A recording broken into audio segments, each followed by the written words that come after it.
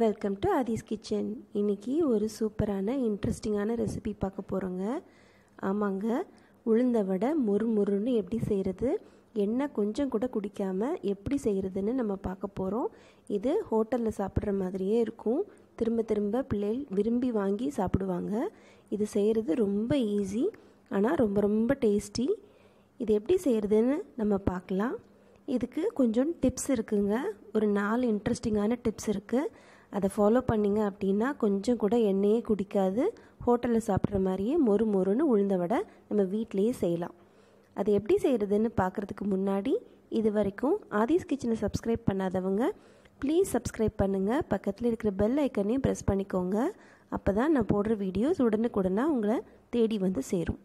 இப்போது நான் இந்த ஒரு டம்ளர் அளவுக்கு உளுந்த 1 மணி நேரம் ஊற வச்சுருக்கேங்க. நல்லா கழுவிட்டு 3 தடவை கழுவிட்டு 1 மணி நேரம் ஊற வச்சுருக்கேன்.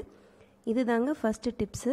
1 மணி நேரம் ஊற வச்சிங்கன்னா போதும். அதுக்கு மேலே ஊற வச்சிங்க அப்படின்னா எண்ணெய் குடிச்சிடும். இப்போ நம்ம மிக்சியில் அரைக்க போகிறோம். மிக்சியில் அரைக்கிறதுக்கு முன்னாடி கொஞ்சம் எண்ணெய் தடவிக்கிட்டிங்க அப்படின்னா உளுந்து வலிக்கிறதுக்கு ஈஸியாக இருக்கும். இல்லைன்னா மிக்சியில் ஒட்டிக்கிட்டு நமக்கு வலிக்கிறதுக்கு ரொம்ப கஷ்டமாக இருக்கும். இப்போது இந்த உளுந்து அதில் போட்டுட்டேங்க. இதில் முதல்ல தண்ணி விடாமல் அரைச்சிக்கோங்க. ஒரு தடவை அரைச்சிட்டு 1/4 டம்ளர் போல், அதுக்கு மேலே தண்ணி ஊற்றாதீங்க. 1/4 டம்ளர் மட்டும் தண்ணி ஊற்றி அரைச்சிக்கோங்க. இங்கே பாருங்கள், இது மாதிரி கெட்டியாக இருக்கணும்.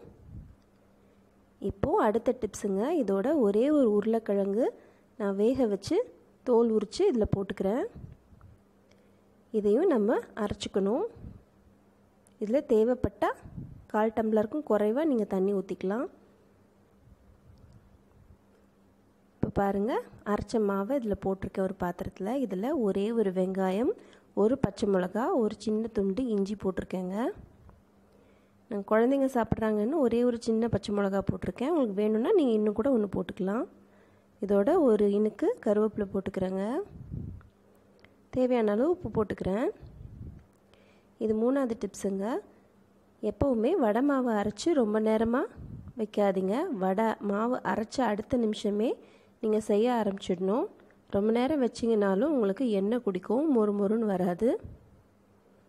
நல்லா கலந்து விட்டுக்கோங்க.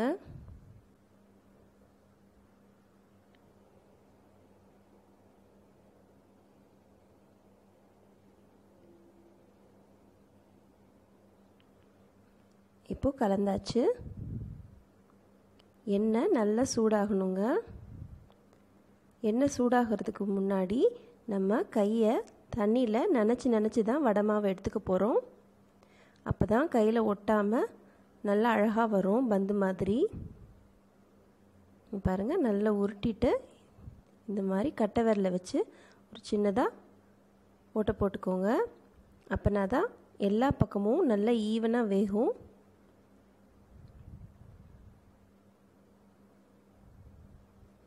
ஒரே நேரத்தில் 4-5 போடாதீங்க, ஒரு 3க்கு மேலே போடாதீங்க. அப்போ தான் எல்லாமே நல்ல வேகும்.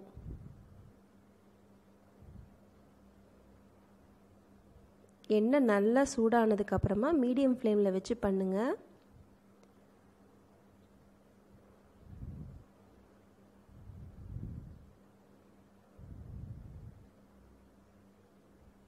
நான் 3 தாங்க போட்டு எடுக்க போகிறேன். இப்போ இந்த 1 டம்ளர் அளவுக்கு எனக்கு 20 வடை கிடச்சிச்சு. நான் ரொம்ப பெருசாக போடலைங்க, சின்னதாக தான் போட்டிருக்கேன். உங்களுக்கு பெருசாக போடணும் அப்படின்னா இந்த அளவுக்கு 15 வடை வரும். திருப்பி விட்டுக்கோங்க. மீடியம் ஃப்ளேம்லேயே வச்சுக்கோங்க. நல்ல கோல்டன் ப்ரௌன் ஆகணுங்க. இங்கே பாருங்கள், சூப்பராக ரெடி ஆயிடுச்சு.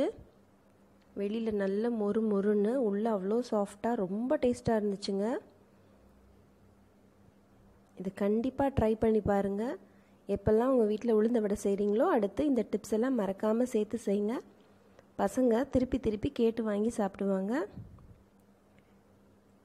இந்த வீடியோ உங்களுக்கு பிடிச்சிருந்துச்சுன்னா லைக் பண்ணுங்கள், ஷேர் பண்ணுங்கள். மறக்காமல் ட்ரை பண்ணிவிட்டு கமெண்ட் பாக்ஸில் உங்கள் ஃபீட்பேக்கை மறக்காமல் சொல்லுங்கள்.